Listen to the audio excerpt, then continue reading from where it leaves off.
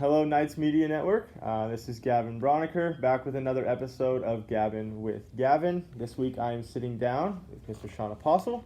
He wears many hats here on the Bellarmine campus, and we're going to get to chat a little bit more and kind of dive into the various roles that he fulfills here on campus. So it's nice to have you on. Yeah, thanks for having me. So just to get started, I want to get to know a little bit of your background. You're a teacher here now. Is that something that you always kind of circled, that you wanted to be an educator? Yeah, no, actually, I was a musician and artist in Okay. high school. I dropped out twice when I got in good bands. Yeah. I'd be like, I'm not going to high school anymore. I'm Yeah. dyslexic, Yeah. so you know that. Uh-huh. But, so, I did eventually finish. And then I got a job as a graphic designer in Miami, Mhm. that's where I'm from. And I was doing that professionally. And I was the first graphic designer in that area that could use a computer. Mm-hmm. Everyone did things by hand back then. And so my boss would send me to Miami-Dade College. Mm-hmm. And so I took like a Photoshop class and a Illustrator class, and I was the best student. I would be teaching the other people Really? because the professors were still wrestling with that. Yeah. I mean, nobody could type back then. Yeah. Like, this is like early 90s, you know?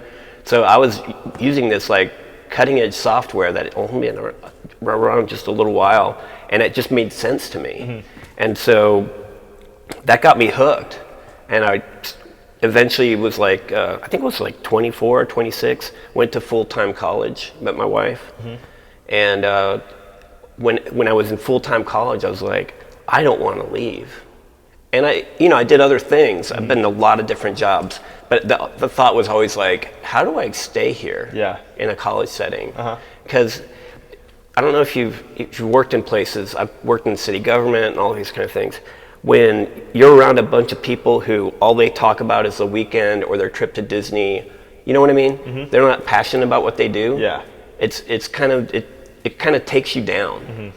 And so it's really nice being around a bunch of students who have hopes and dreams and aspirations and like, I really want to do this. For sure. I like that. I Yeah. feed on it. Yeah. Mm-hmm. So that's been really good. So yeah, when I was in college, I decided, I was like, I want a PhD. Yeah, that's awesome.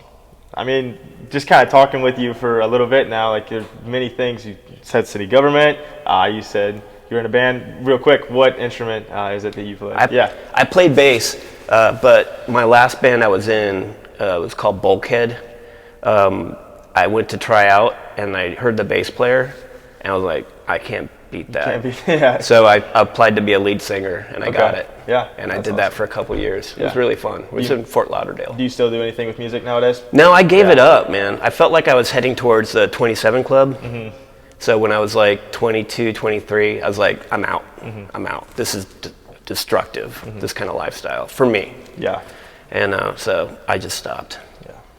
So you touched on, kind of reverting back to what we were talking about before, you touched on the fact that you're dyslexic, and you do have a podcast here, which is a phenomenal title for a podcast, with it being Dyslexics Untied. I remember seeing that for the first time a couple years back, and I thought that was pretty genius. But what prompted you to start that podcast? This student, G.W.G, was one of the first openly dyslexic people on Bellarmine's campus. Mm-hmm. And people then were still trying to figure out, like, should you even be a student here at university if you're dyslexic, that kind of thing. Really? So I hid it. Like, I didn't tell anybody I was dyslexic. I found out in college. Okay. But I was like, I'm not telling anybody. But he was like, hey, I'm dyslexic, kind of thing. Mm-hmm. And so he would always come to my office whenever he was running into like an issue with a professor or something like that, or, some kind of paperwork or whatever. And we would just kind of hash it through and figure it out. And now we've done so much more with the dyslexic community. It's so much better now. But it was just new then. It was new. People were learning. And when he graduated, he was like, we should do a podcast on being dyslexic at college. Yeah. So that was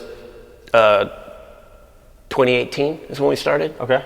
And we've been on and off, but now we have volunteers that are coming in. I have a director. I've got someone to do the social media. And all I have to do is talk. Mm-hmm. So we share stories. We talk about news and dyslexia. Mm-hmm. Yeah, it's actually a really good time to be dyslexic again. It hasn't been for 200-something years because the British educational system did not tolerate misspellings or math. You had to do math in your head. And you had to be organized, right? And we're not that way. We are creative thinkers, you know. We can solve problems very quickly. But now with AI, it changes everything. For sure. Yeah, I can talk to AI. Do you know what I mean? Yeah. So I have questions that I want answered, and now I don't have to, I don't know, just have it in my head anymore. I can spit it out. That's something that happened really recently too, because like the AI growth has happened so quickly. But it's like Moore's law. You know Moore's law, like I forget the exact way, but in 1960 he was like, the speed of a processor will double every year, or something like that, or every 2 years. And that's what it's like with AI. Yeah. Like every year it's going to get smarter and smarter. And I can't wait till I can just go and have Jarvis in my office. You know what I mean? Like, I love it. That'd be sweet. Because, Certainly be helpful. Yes, it would be. I could answer so many more questions that I have. Yeah, for sure. So is that something that I imagine you have to, like, it impacts the way that you teach, sort of the way you go about all of that? Can you talk a little bit about that? Yeah, I don't test well at all. If you give me a multiple choice question, I could debate on how that could be true here or there. Yeah. You know what I mean? Yeah, it's not just one answer for you. No, it's like, then I learned something in college. I learned, like, what does the professor think is true? And then I was like, oh, it's easy. Yeah. You know what I mean?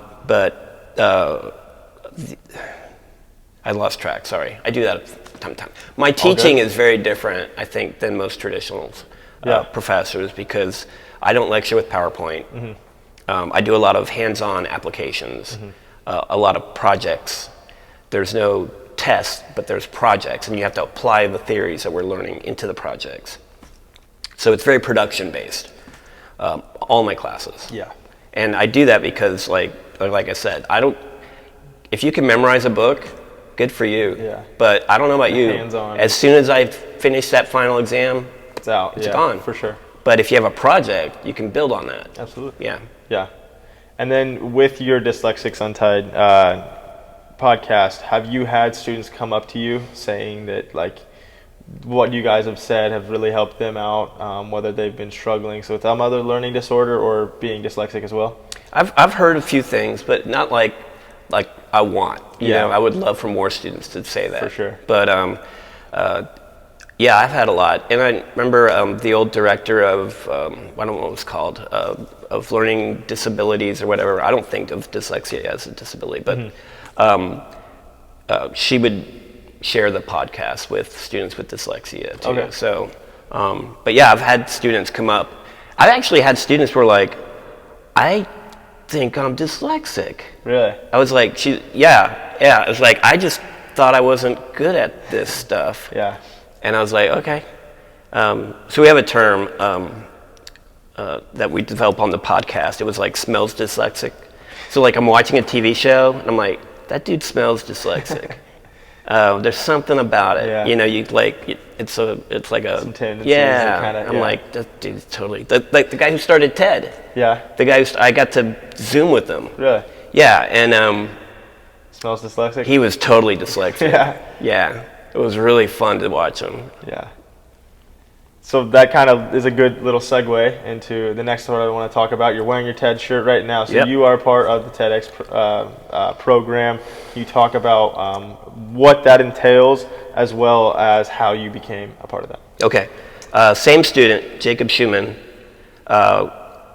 He came in my office, and I had been working on trying to get a TED event here, and I wrote TED, and Quincy Nelson, another student, was like working on it, but didn't graduated.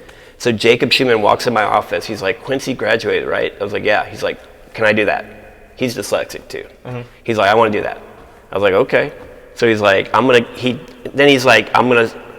get these people involved because they're gonna help us delegate. You have to delegate. And that's how it started. And we applied. You have to apply for a license. I have to do that every year. And the first time we got rejected 3 times or something like that, but I'm really persistent. Keep trying. I keep trying. Sure. Eventually we got our license. The first license you get is fewer than 100. So we did the black box. And they were kind of like, why don't you do Crawley? And I was like, because I don't want 200 empty seats. Yeah. It doesn't feel right. I'd rather have a packed spot. Yeah. And so that's what we did for 2 years. And then when COVID hit, we did our event. Like, did I tell you, like, we scattered people, like only family members could come? Did you do that in the black box as well? No, you had to move? That's where we went to Crawley. Okay, yeah, so you could scatter it out. Yeah, and I did training to get a 100 plus license, which is, you have to go Big extra. deal. Yeah, and so now I can book the Yumps Stadium if I wanted to. Yeah. But I like Crawley, and I like having people from the community on Bellarmine's campus. I think that's a good thing for people to know that we're here and what we're doing. And so I like Crawley. I'll probably stick with it. I don't think I'll go to Yum Center anytime soon. Yeah. So I'm not like super informed on it. Is there a TED event that you have coming up that you're working on right now? Yeah, there's one on March 15th. Okay.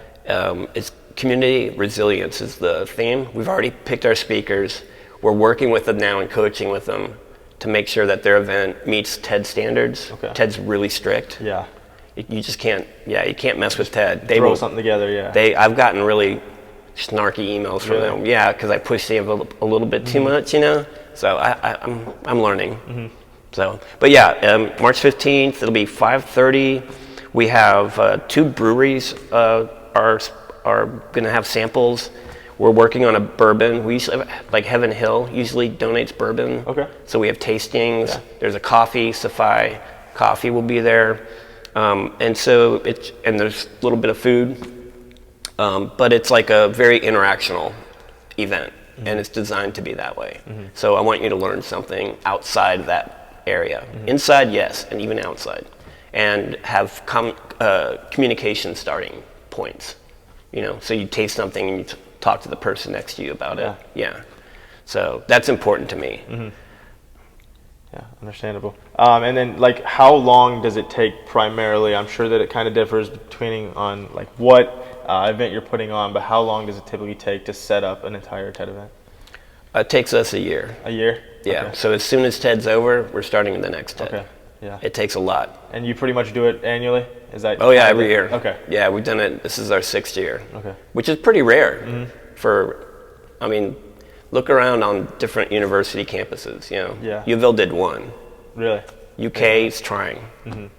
It's really hard to get your TED license, isn't it? It's hard. Yeah. It's a lot of work. It's hard, and then doing a TED event is a lot of work. For sure. But I tell people I have Bellarmine students, and you don't. Yeah. Good luck. Yeah. You know what I mean? I have students that they know what they're doing, and they do freaking awesome work. And I think that's key. So we have maybe almost 20 people on our team now. Wow. We meet Fridays at 1 in the Fishbowl. And most of those are students here just on campus or graduated students? We have all kinds. Have even people from the community now are volunteering. Really? Yeah. How does they just come to you and say, hey, I want to help out with the event? Is that kind of how that ball? We kind of have like a graduation process. Okay. So we want you to be at meetings for about a year. And if you survive TED, our event, because it's grueling, man. Yeah. If you could survive that, then we vote on whether you can join or not. I gotcha. Yeah. Awesome. So there's like a process. Yeah. And it's important, I think, to have some kind of process. Yeah. But that's what we did.